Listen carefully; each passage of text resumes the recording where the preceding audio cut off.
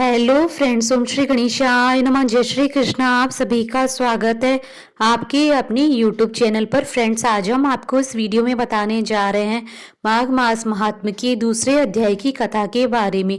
Friends, video शुरू करने से पहले आपसे रिक्वेस्ट है, अगर आप हमारे चैनल पर नए हैं और आपने अभी तक चैनल को सब्सक्राइब नहीं किया है तो प्लीज़ सब्सक्राइब कीजिएगा चैनल को, साथ ही प्रेस कीजिएगा बेल आइकन को, जिससे नए वीडियो से रिलेटेड नोटिफिकेशन आपको तुरंत प्राप्त हो सके। और वीडियो पसंद आने पर वीडियो को लाइक और शेयर जरूर कीजिएगा ताकि सभी भक्तों को इस वीडियो का लाभ प्राप्त हो सके।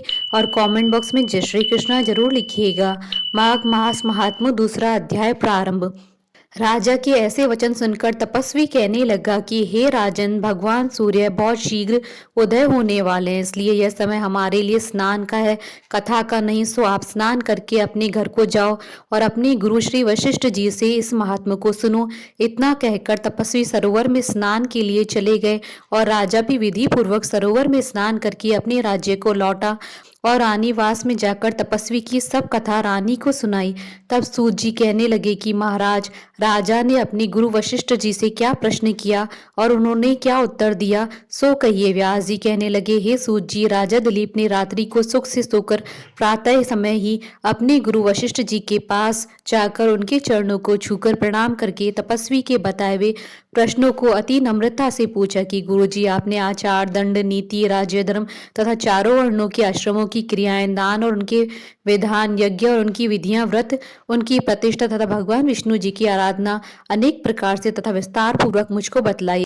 अब मैं आपसे माघ मास के स्नान की महात्मा को सुनना चाहता हूँ, सो हे तपोधन, नियम पूर्वक इसी विधि समझाइए। गुरु वशिष्ठ जी कहने लगे कि हे राजन, तुमने दोनों लोगों के कल्याणकारी, वनवासी तथा गृहस्थियों के अंतःकरण को पवित्र करने वाले माघ मास के स्नान का बहुत सुंदर प्रश्न किया है। मकर राशि के सूर्य में आने पर माघ मास में स्नान का फल गौ, भूमि, तिल, वस्त्र, स्वर्ण, अन्न, घोड़ा आदि दानों तथा चंद्रायण और ब्रह्मा कूर्च व्रत आदि से भी अधिक होता है। वैशाख तथा कार्तिक में जब दान, तप और यज्ञ बहुत फल देने वाले होते हैं, परंतु माघ मास में इसका फल बहुत अधिक होता है।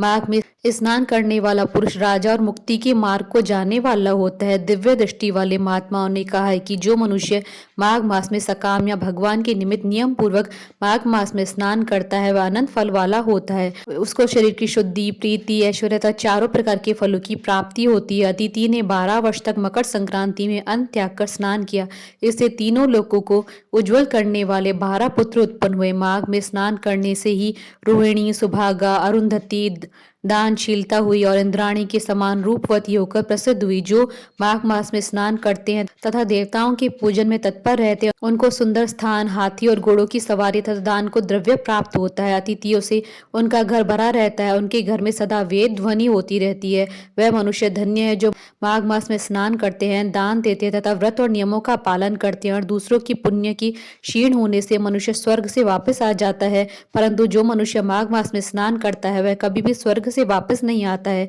इससे बढ़कर कोई नियम, तप, दान, पवित्र और पाप नाशक नहीं है। भृगु जी ने मणि पर्वत पर विद्याधरों को यह सुनाया था। तब राजा ने कहा कि ब्राह्मण भृगु ऋषि ने कब मणि पर्वत पर विद्याधरों को उपदेश दिया था, सो बताइए। तब ऋषि जी कहने लगे कि हे राजन, एक समय 12 वर्ष तक वर्षा न होने के कारण, सब प्रजा क्षीण होने के कारण संसार में बड़ी उद्विग्नता फैली हुई थी। हिमाचल और विंध्याचल पर्वत में मध्य को देश निर्जन होने के कारण श्राद्ध, तप तथा स्वाध्याय सब कुछ छूट गए। सारा लोक विपत्तियों में फंसकर प्रजाहीन हो गया। सारा भूमंडल फल और अन्न से रहित हो गया। तब विंध्याचल से नीचे बहती हुई नदी के सुंदर वृक्षों से आच्छादित अपने आश्रम से निकलकर श्री भृगु ऋषि अपने शिष्यों से हिमालय पर्वत पर गए। इस पर्वत की चोटी नीली और नीचे का हिस्सा सुनहरी होने से सारा पर्वत पीताम्बरधारी श्री भगवान के सदृश लगता था। पर्वत के बीच का भाग नीला और बीच बीच में कहीं सफेद स्फटिक होने से तारों से युक्त आकाश जैसी शोभा को प्राप्त होता था। रात्रि के समय वह पर्वत दीपकों की तरह चमकती हुई दिव्य औषधियों से पूरित किसी महल की शोभा को प्राप्त होता था। वह पर्वत शिखाओं पर बांसुरी बजाती और सुंदर गीत गाती हुई किन्नरियों तथा केले के पत्तों की पताकाओं से अत्यंत शोभा को प्राप्त हो रहा था। यह पर्वत नीलम, पन्ना, पुखराज तथा इसकी चोटी से निकलती हुई रंग बिरंगी किरणों से इंद्रधनुष के समान प्रतीत होता था। स्वर्ण आदि सब धातुओं तथा चमकते हुए रत्नों से चारों ओर फैली हुई अग्नि ज्वाला के समान शोभायमान था। इसकी कंदराओं में काम पीड़ित विद्याधारी पतियों के साथ आकर रमण करती हैं और गुफाओं में ऐसे ऋषि मुनि जिन्होंने संसार के सब कलेशों को जीत लिया है, रात दिन ब्रह्म का ध्यान करते हैं और कई एक हाथ में रुद्राक्षी माला लिए हुए शिव जी की आराधना में लगे हुए हैं। पर्वत के नीचे भागों में जंगली हाथी अपने बच्चों के साथ खेल रहे हैं तथा कस्तूरी वाले रंग बिरंगी मृगों की झुंड इधर उधर भाग रहे हैं। यह पर्वत सदा राजहंस तथा मोरों से भरा रहता है, इसी कारण इसको हेमकुंड कहते हैं। यहाँ पर सदैव ही देवता, गुहक और अप्सराएं निवास करते हैं। इति श्री माघ मास द्वितीय अध्याय संपूर्ण। बोलिए भगवान श्री हरि विष्णु जी की जय। हमारे साथ इस वीडियो में अंत तक बने रहने के लिए आपका धन्यवाद। ओम श्री गणेशाय नमः। जय श्री कृष्ण।